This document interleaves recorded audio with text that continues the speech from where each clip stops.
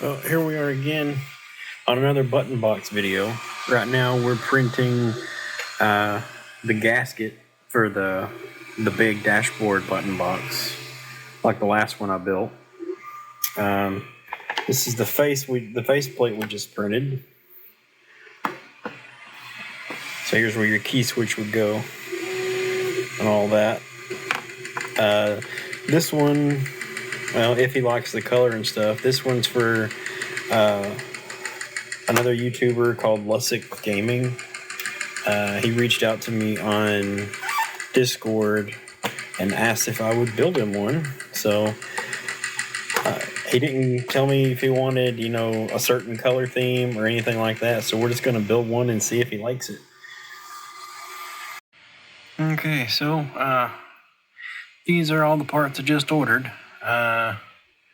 Totaled out to $45.79, which is not too bad. No, I don't have Amazon Prime. So it's going to take a little while to get the stuff, but by the time this stuff gets here, I might have the actual box printed by then. Like I said, the guy that wants this, he did not specify what color combination or theme he wanted to go with, so we're doing green and black mostly.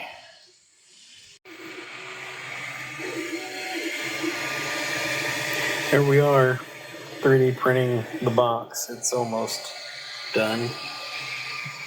I forgot to set my time-lapse camera up before I went to work this morning. So yeah, got no footage of that. But it's going to be a pretty cool build. As you can see, the theme now really taking shape.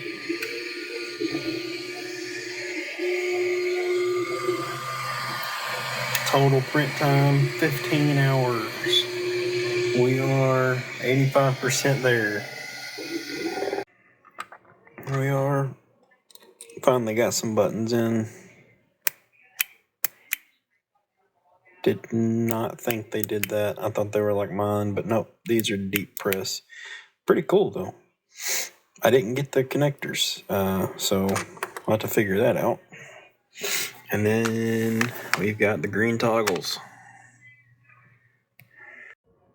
So far, one problem I ran into was the backs.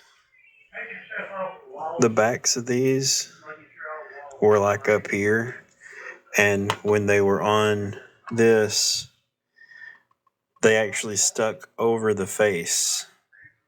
So they would have been taller than the box, so I had to shave those off.